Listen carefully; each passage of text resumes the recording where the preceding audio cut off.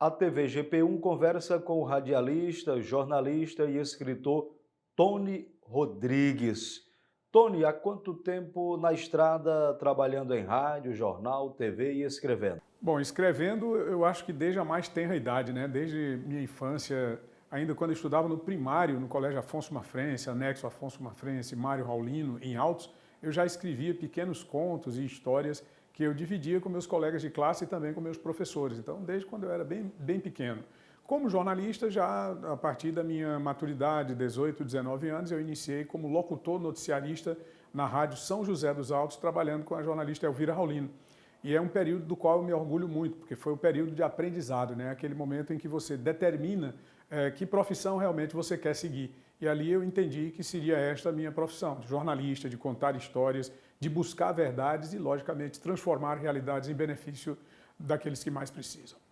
Do rádio para o jornal, como foi a passagem? Bom, em 1992, quando eu saí da Rádio São José dos Altos, eu montei um jornal impresso, que era o Imprensa Escrita, lá mesmo em Altos, a circulação restrita ao município de Altos. E, logicamente, que esse jornal chamou alguma atenção. Eu já escrevia algumas crônicas e artigos para os jornais aqui, como o Diário do Povo, como o Estado, o Jornal O Dia. Eram crônicas apenas, né, da realidade do cotidiano altoense, do cotidiano aqui de Teresina. Passei uma parte considerável da minha vida morando ali no Saci, na zona sul de Teresina, mais ou menos 8 anos, né? Então eu tenho também uma boa vivência de Teresina no período da minha infância e adolescência, naquela transição. Então eu contava muito desse cotidiano, dessas histórias. E certa feita eu encontrei o jornalista Donizete Adalto, que era editor do Diário do Povo, e ele me convidou para escrever uma coluna fixa no Diário do Povo, em 1992. E aí eu tive que abandonar o projeto do jornal próprio e passei a escrever para o Diário do Povo. Depois eu voltei às minhas origens como radialista e passei a trabalhar na rádio Verdes Campos FM e Heróis do Genipapo em Campo Maior. E dali eu vim para o Correio do Piauí, do Genésio Araújo, já em 1995. Do Correio do Piauí eu fui para o Meio Norte. Fiquei lá durante 10 anos como editor de municípios, editorialista, editor de política, apresentador e coordenador editorial da TV.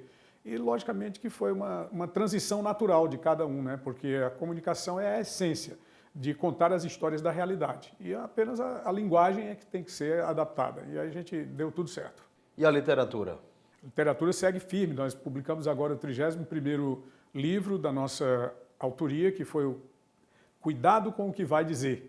Cuidado com o que vai dizer é uma referência histórica aos momentos que conturbação na vida da nação brasileira, como esse que a gente está vivendo atualmente, né? Onde muitas vezes a gente precisa refletir sobre o que vai dizer, sobre o que vai contar das histórias que a gente tem, não é? Das informações que a gente possui, exatamente para não sofrer as injunções do próprio sistema democrático, porque hoje o sistema democrático não é mais aquela liberdade, não é?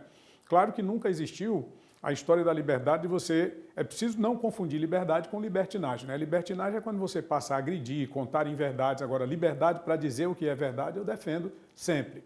Mas o meu livro, ele trata basicamente sobre isso através dos contos que a gente coloca ali. Hoje, o Tony Rodrigues trabalha em Campo Maior? Hoje, Tony Rodrigues trabalha em Campo Maior.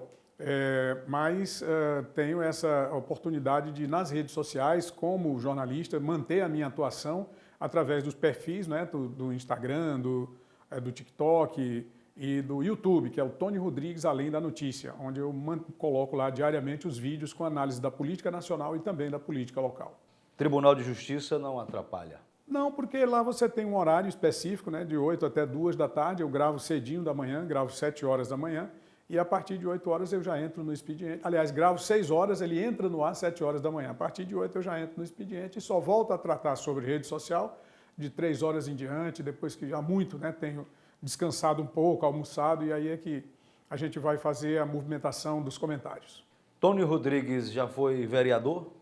2 vezes no município de Altos. A primeira como suplente convocado e a segunda eu fui eleito o 4º vereador mais votado do município em 2012. Uma campanha realmente muito difícil, porque a gente sabe que não é fácil no município do interior, o jogo é muito pesado, o jogo é muito severo, mas o meu destaque sempre foi 3 pontos fundamentais na minha vida. Primeiro de tudo, ser verdadeiro. Segundo, defender o interesse público. E terceiro, nunca ser um robô, ou seja, não apenas repetir, como a gente vê muitas vezes, os releases que são divulgados, difundidos. É sempre importante trazer um ingrediente a mais para a análise da população e, logicamente, que isso foi bem julgado, avaliado pelo povo, que me deu a oportunidade de servir como vereador. O Tony Rodrigues, depois de ter exercido este mandato de vereador, desistiu da política lá em Altos?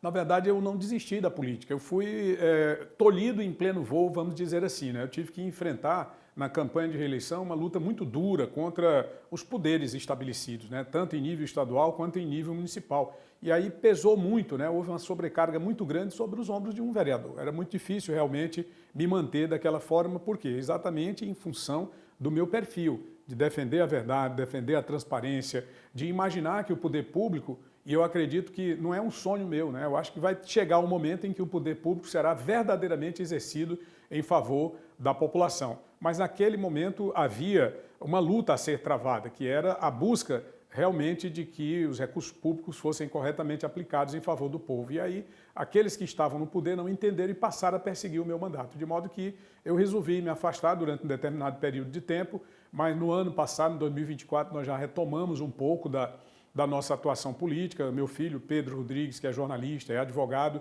disputou a eleição com o nosso apoio, teve um bom desempenho.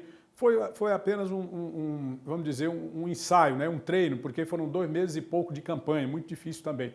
Nós não estávamos querendo voltar, mas voltamos, encaramos e acredito que firmemente ressurgimos e agora estamos buscando uma nova cena na política do Estado.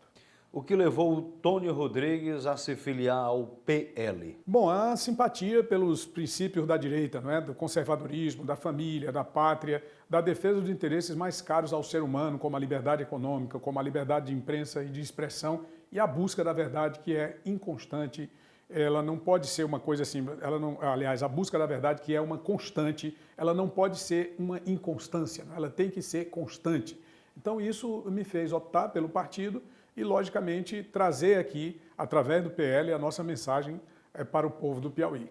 Tony Rodrigues é pré-candidato a governador pelo PL? Pré-candidato a governador pelo PL é uma pré-candidatura que nós temos aí, como o próprio nome já diz, é uma prévia eleitoral, né? Os principais países do mundo, as principais democracias do planeta, elas trabalham com prévias eleitorais. Elas buscam exatamente vários meses de antecedência dentro de um processo de escolha para que o debate político ganhe corpo na sociedade. Então, eu acho que o debate político, ele alimenta o desejo de que as pessoas possam participar da política. E a prévia, ela é um refrigério para esse debate, né? Para que haja discussão interna dentro do partido, que essa discussão possa chegar ao povo através das propostas que são apresentadas pelos pré-candidatos e, logicamente, para que esses pré-candidatos, né, possam inserir no contexto da comunidade o desejo de participar da política.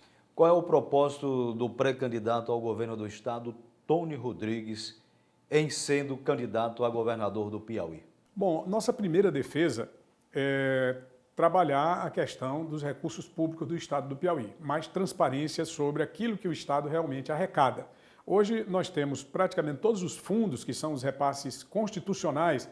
Nós temos 2 modalidades de repasse constitucional. Primeiro, o repasse obrigatório, que é aquele que o Estado e o município recebem todo mês obrigatoriamente. Fundo de participação dos estados, fundo de participação dos municípios e vários outros fundos que são transferidos obrigatoriamente. E os repasses voluntários, que são os convênios firmados tanto pela União com os estados, quanto pela União e os estados com os municípios. Nós não temos uma informação clara de transparência sobre esses recursos, quanto o Estado recebe de maneira efetiva, quanto ele gasta com o servidor público, quanto ele gasta com, por exemplo, o serviço da dívida, não é? Quanto é que o Estado paga todo mês dos empréstimos que já foram contraídos ao longo dos últimos 20 anos de gestão aqui no Estado do Piauí. Porque é importante ressaltar que quando a atual gestão, que é a gestão do PT, não é? Uma gestão continuada que vem desde 2003, assumiu o governo do Estado, nós tínhamos uma dívida de 2 bilhões e 300 milhões de reais em empréstimos que haviam sido contraídos ao longo de mais de 100 anos de gestão pública no Piauí. Mas, de repente, nos últimos 20 anos, nós passamos para mais de 20 bilhões de reais, podendo chegar a quase 22 bilhões de reais, sem que a gente tenha uma ideia muito clara de quanto é esse valor, para que esse dinheiro foi obtido como empréstimo, no que ele está sendo de fato empregado. Por quê? Porque existe aí uma premissa governamental de que quando o dinheiro chega no Estado, ele passa a ser gerido pelo governo e aí o governo poderia gastar o seu bel prazer com aquilo que ele bem entende. Mas existem definições muito claras para as razões, né, que você tomou esse empréstimo e no que ele deve ser aplicado. Nós não sabemos. e não sabemos efetivamente o volume de recursos que são, tanto de repasses obrigatórios quanto de repasses voluntários que são obtidos pelo Estado do Piauí. Então, a primeira ação seria buscar essa informação correta através, evidentemente, de um estudo das receitas, de uma auditoria das receitas e, logicamente, de um contato com a população. Eu acho que a ouvidoria do Estado, ela falha muito. O governador, por exemplo, ele não tem um contato com a população. Ele estabelece aí um projeto, diálogos com o Piauí, mas para plateias que são ali muito concentradas e organizadas dentro já de uma coisa previamente, não é, planejada para não causar incômodo. E o nosso objetivo será estabelecer um diálogo aberto com a população, não só através de uma ouvidoria como a atual, que não funciona. Muito raramente você é atendido, e quando é atendido e consegue repassar a sua demanda, essa demanda não chega à conclusão, porque ela se perde em algum lugar no interesse em escutar a população, em conhecer quais são os verdadeiros desafios e demandas do povo do Piauí. Então nós precisamos estabelecer esse contato direto com a população piauiense. O governador do estado, Rafael Fonteles, foi secretário de Fazenda por 8 anos e é o governador que vai tentar a reeleição. Você vê possibilidade de destronar o PT, Rafael Fonteles, do Palácio de Karnak? Na verdade, Ney, nós vamos apresentar a nossa proposta com responsabilidade, com muito apego àquilo que a gente acredita, não é? De ser verdadeiro, defender o interesse público e não ser um robô. Mas eu acho que essa é uma decisão que cabe ao povo do Piauí.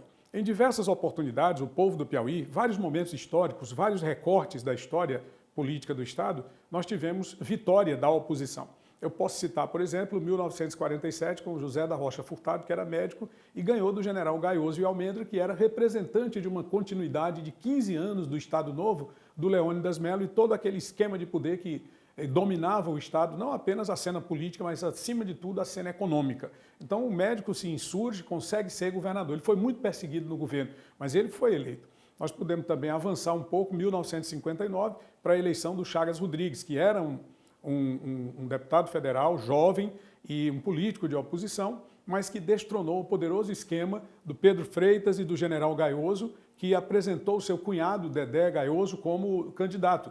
E o Chagas Rodrigues, ele foi eleito pela oposição.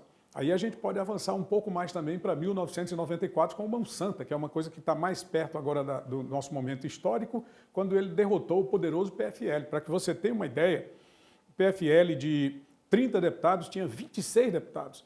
De 10 deputados federais, o PFL tinha 8 deputados na coligação PFL-PDS, apenas 2 da oposição. Para prefeitos municipais, em torno de 2.100 vereadores. E dos prefeitos municipais, de 148, o PFL detinha um apoio de 145, Mão Santa apenas 3. Portanto, é importante relatar esse fato, porque não é o tamanho do governo que nos amedronta, não é? O que realmente nós queremos é convencer a população de que é possível. E eu citaria um outro caso também, do próprio governador, ex-governador e hoje ministro Wellington Dias, que em 2002, ele, para que se tenha ideia, ele tinha 17% das intenções de voto no mês de maio, abril de 2002, contra mais de 45% atribuídos ao então governador Hugo Napoleão, e ele foi vitorioso também pela oposição, e o Hugo Napoleão detinha o apoio da grande maioria dos políticos naquele momento. Então eu acho que é possível sim, mas vai depender da população. O governador Rafael Fonteles tem uma base de apoio na qual faz parte o PSD, o MDB e o próprio partido dele, o PT. Há uma determinação do presidente estadual do Partido dos Trabalhadores de que os filiados a estes partidos da base aliada têm de serem fiéis a esta base aliada, não podem votar em outro partido, em outro candidato. Que análise você faria de uma determinação desta do presidente regional do PT para com os filiados do PT, do PSD e do MDB? Bom, eles vão buscar isso, logicamente, né? Eles têm que buscar isso, essa questão de estabelecer um voto casado, né? A partir de governador até o deputado estadual. Mas é como eu disse, essa é uma decisão que não cabe a nenhuma liderança dizer, olha, você deve votar nesse ou naquele. A gente vai pedir à população, a gente vai pedir ao povo. Mas essa definição ela só é feita pela população. Isso já aconteceu em outros momentos, e eu acabei de relatar aqui 4 exemplos históricos onde você impõe o nome do candidato, impõe quem se deve votar, e principalmente naquele tempo mais antigo, não é? Hoje, com questão de rede social, com questão de maior participação da juventude na política, você tem também uma liberdade de escolha muito maior. Então, eu acho muito difícil que as pessoas simplesmente sigam esse tipo de impostura, porque um presidente de partido ou porque um determinado governante que não está atendendo às premissas para a qual foi eleito. É importante que se diga e se repita continuamente, simplesmente diga, olha, vote nesse ou naquele. O povo vai votar em quem ele achar que é mais interessante para o seu momento histórico, que é esse momento que nós estamos vivendo. Tony Rodrigues, o Partido Progressistas, o PP, também de direita, tem a pré-candidata ao governo do estado, a advogada Margarete Coelho.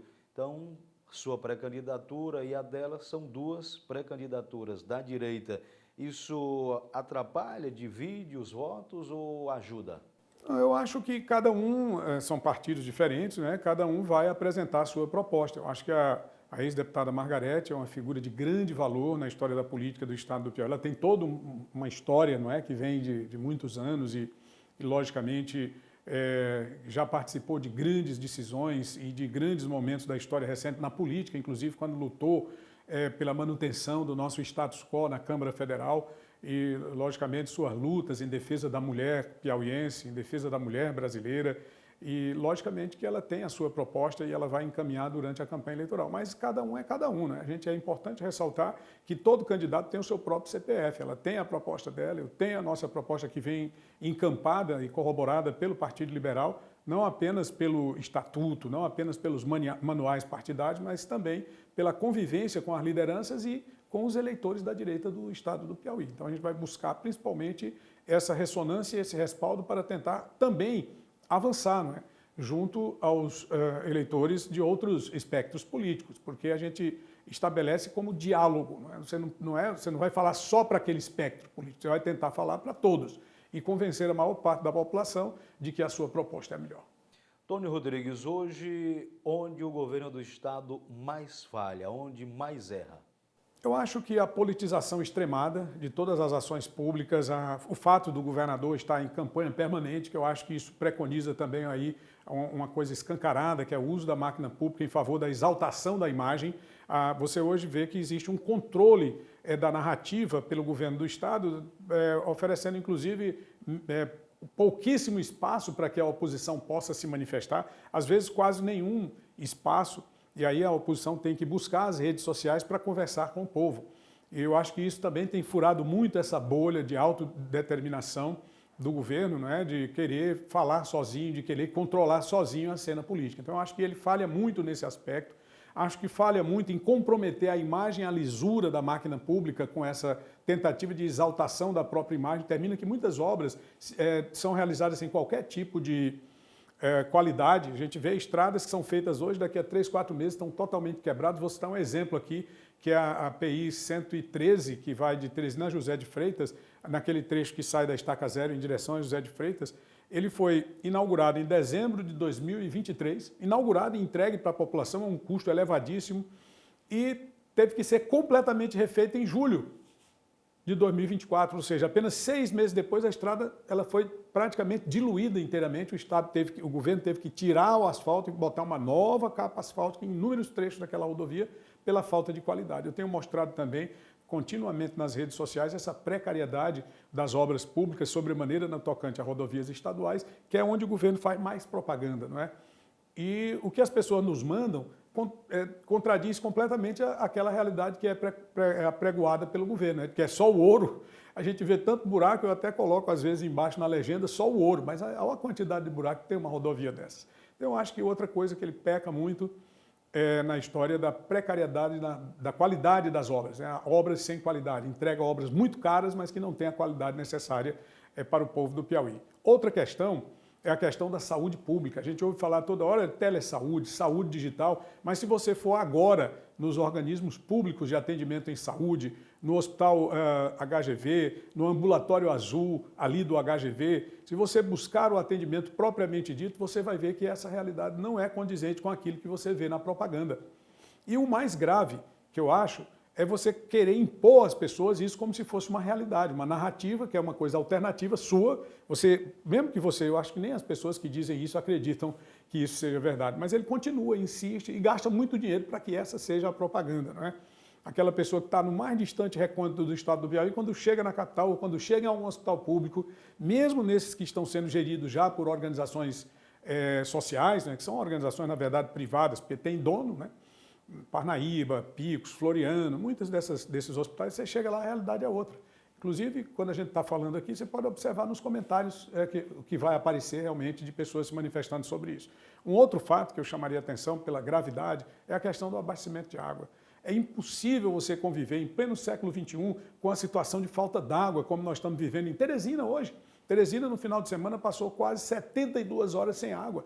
Domingo à noite, vários amigos mantendo contato, pedindo, olha, coloca nas redes sociais para ver se a gente consegue sensibilizar qualquer tipo de autoridade, tanto do governo do estado quanto da nova empresa.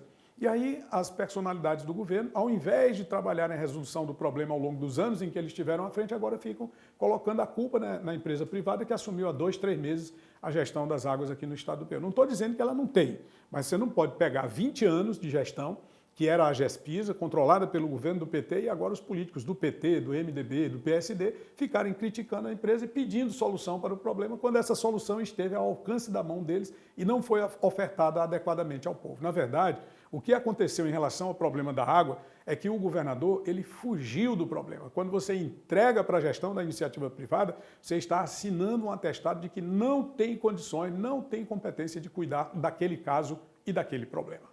Tony Rodrigues, o governo do estado também tem um discurso de que trabalha assentado no uso da tecnologia, até da inteligência artificial, trabalhando também o intercâmbio de estudantes da rede pública, enviando os mesmos e as mesmas a outros países, como os Estados Unidos e até a Alemanha. E o governo fala muito também em produzir hidrogênio verde no Piauí e utilizar o Porto de Luiz Correia, que, segundo o governo, também está sendo trabalhado para incrementar o desenvolvimento do estado. É um discurso forte? Dá para a oposição contestar este discurso do governo? Bom, eu acho que a realidade contesta, né? Vamos começar pela questão do Porto de Luiz Correia. Ali já foram aplicados mais de 500 milhões de reais ao longo dos últimos quase 50 anos, porque essa obra ela começou em 1976 no governo militar, foi abandonada em 1984 ainda no governo militar. Houve uma tentativa de retomada na gestão do Dr. Alberto Silva em 1987, ele não conseguiu, em 89 ele repassou para uma empresa privada, a Inace, que é a Indústrias Navais do Ceará. E essa empresa, ela pegou um comodato de 30 anos, em 1994 ela não conseguiu resolver o problema, ou seja, menos de 8 anos depois ela devolve a responsabilidade para o estado do Piauí. E aí começa novamente a investir muito e muito dinheiro. O governo Freitas Neto veio aqui uma empresa chamada Jaica para trabalhar a retomada da navegabilidade do rio Parnaíba, onde se poderia pegar toda aquela produção de soja lá da região sul do estado, toda, não é, aquilo que é produzido, trazer pelo rio para levar até a região ali litorânea e de lá seguir no porto. Então tudo isso foi feito ao custo de mais ou menos 100 milhões de dólares na época, e mais da metade desse dinheiro foi colocado nesses governos aí, tanto do Dr. Alberto quanto do Dr. Freitas Neto, porque essa Jaica esteve aqui, essa empresa. Ela fez estudos e identificou que não havia a viabilidade econômica, pelo menos naquele momento. Por quê? Porque nós podemos até ter a necessidade, mas não temos a estrutura industrial, não temos como escoar aquela nossa produção que vem. O que é a maior produção hoje do estado do Piauí de exportação? É a soja. Como é que ela vem para os grandes centros? Através de rodovias. Como é a situação das rodovias do estado quando você sai das fazendas produtoras da região dos Cerrados? É uma situação precária ao extremo. Então, para você trazer, teria que ser economicamente, não é, mais viável pelo rio. O rio é navegável? Também não. Então, existe aí uma série de injunções que dificultam você transformar essa realidade do porto. E a pergunta que se faz é porque o governador, ele estabeleceu de que o porto estava inaugurado em 13 de dezembro de 2023. Isso significa dizer que já havia calado, né? Um calado é aquela parte do fundo do porto, né, que comporta o navio, a parte submersa do navio. Então, o calado básico seria mais ou menos de 10 metros. Será que nós temos esse calado? Quem pode atestar que o governo está dizendo é verdade? Se é verdade, por que até o presente momento nós não vimos um único navio atracar ali na área do Porto de Luiz Correia? Sem contar com outra questão fundamental no estado do Piauí, que é a questão econômica, socioeconômica e cultural. Nós precisamos de ter a indústria que produz para exportar e precisamos também ter os recursos da população economicamente ativa em melhores condições, porque aí você trabalha a qualificação da mão de obra, geração de emprego, educação de nível, de qualidade para a população em maior escala, alfabetização, ou seja, você vai tornar essa população economicamente independente para que ela tenha os meios de consumo para você fazer a importação. Então, todos esses fatores eles estão sendo discutidos ao longo desses últimos 50 anos. Mas eu não vi o governador discutir isso, eu não vi o governador tratar esse assunto com a seriedade que ele merece. No meu ponto de vista, seria uma coisa de se discutir com a população. Bom, essa discussão do hidrogênio verde é outra discussão que realmente ganha corpo na medida em que o governo praticamente faz disso um cavalo de batalha. É como se, de repente, isso fosse a redenção do estado do Piauí, e até mesmo no curto prazo, no médio prazo, e ele até coloca para uma outra eventual gestão, antecipando a própria decisão das urnas e a própria escolha do eleitorado, como se ele fosse o detentor desse direito. Mas a discussão é a seguinte, vamos tratar sobre a questão do hidrogênio verde em Parnaíba. O que a população de Parnaíba precisa no consumo diário é apenas 10% do que seria consumido pela indústria do hidrogênio verde naquela região litorânea, que é a chamada planície litorânea, aqueles municípios ali, né? Buriti dos Lopes, Parnaíba, Luiz Correia, Ilha Grande, Cajueiro da Praia. E o povo precisava de apenas 10% do que seria consumido, e hoje você tem uma população parnaibana, como tem uma população de vários municípios do estado do Piauí, passando sede, exatamente porque o governador fugiu da situação, fugiu do embate para a resolução do problema da escassez hídrica no estado. Não é só a escassez hídrica hoje, não é só a questão da seca, é a falta de água, até mesmo onde há mananciais hídricos permanentes, perenes. Eu vou citar aqui o caso de Esperantina, com o vice-governador Temístocles Filho, que recentemente gravou um vídeo mostrando que ali tem um rio que passa ao lado da cidade, mas que a população está passando sede porque a capacidade de tratamento não foi solucionada pelo governo do estado do Piauí. Nós temos um rio aqui em Teresina, que é o Rio Puti, temos o Rio Parnaíba, mas a nossa água que corre nesses rios, ela tem um nível de poluição muito grande e a capacidade de tratamento precária não foi resolvida também pelo governo do estado. E aí você vem falar em hidrogênio verde como se fosse a solução. Sim, seria a solução para uma questão de geração de energia num futuro, mas dentro das condições que o estado possui, o ideal seria resolver primeiro as coisas primeiras. Eu acho que primeiro de tudo é dar de beber ao povo e gerar os empregos que a população precisa para consumir com qualidade. Esse trabalho que vem sendo feito pela Secretaria de Educação, de levar estudantes para outros países, bem propagado, foi esse trabalho que fez com que o governador escolhesse o atual secretário de Educação do Estado para ser o seu pré-candidato a vice-governador?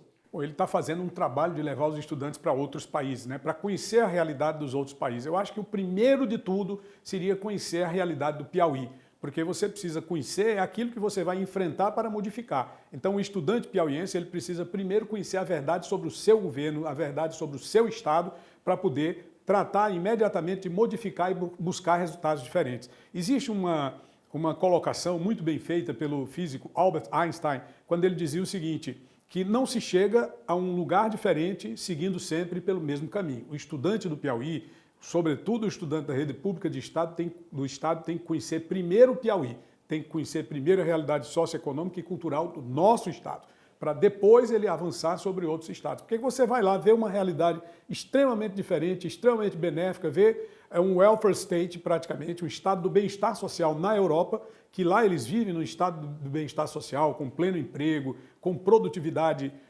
em alta, com equilíbrio demográfico, e aí volta de novo para a sua realidade aqui do estado do Piauí. Então, você vai tratar de transformar a sua realidade com aquilo que você dispõe. Será que nós dispomos hoje das mesmas condições sociais e culturais, econômicas e políticas que os europeus para mudar a realidade do Piauí? Então, logicamente que eu sempre vejo com o pé atrás. Agora vejo também aquilo que eu já coloquei. Eu acho que você antecipar a eleição tanto tempo assim, seja se colocando inicialmente como pré-candidato, ou seja colocando, isso não é inteligente, seja colocando o nome de um pré-candidato a vice, você antecipa o processo eleitoral e estabelece praticamente a utilização da máquina pública em favor de determinadas candidaturas. O que é que isso vai fazer? O que é que isso vai gerar nele e espectadores? Isso vai gerar a suspeita sobre as verdadeiras motivações do governador, sobre as verdadeiras ações do Estado, se são ou não apenas meramente político-eleitoreiras, mas, acima de tudo, ela vai identificar ali um ponto crucial, que é o fim do governo. Você sepulta o governo,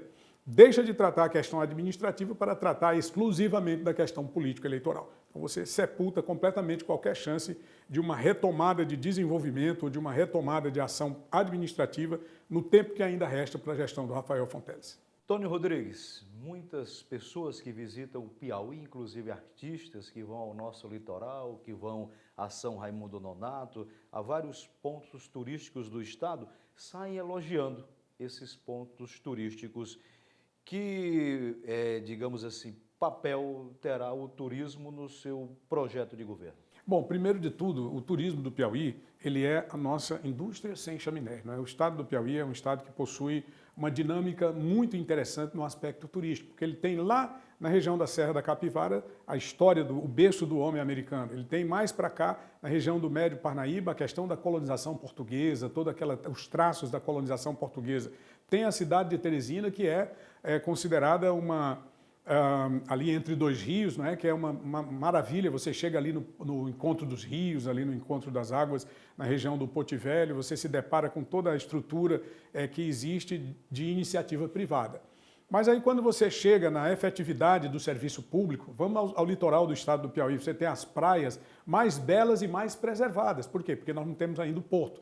Você tem muita preservação ali naquela região litorânea. Mas a infraestrutura oferecida pelo poder público ainda é muito precária, ainda é muito deficiente. Eu vou dar um exemplo aqui bem objetivo sobre o terminal rodoviário de Barra Grande, que é hoje o principal destino turístico no estado do Piauí. Qual é a condição do terminal rodoviário de Barra Grande? Outro dia me mostraram umas imagens completamente tomado pelo mato, sem acessibilidade, e poucos dias depois, por conta dessa denúncia, dessa reclamação, e aí eu acho importante a denúncia e a reclamação, porque você não está apenas denunciando, você está buscando uma solução para o problema.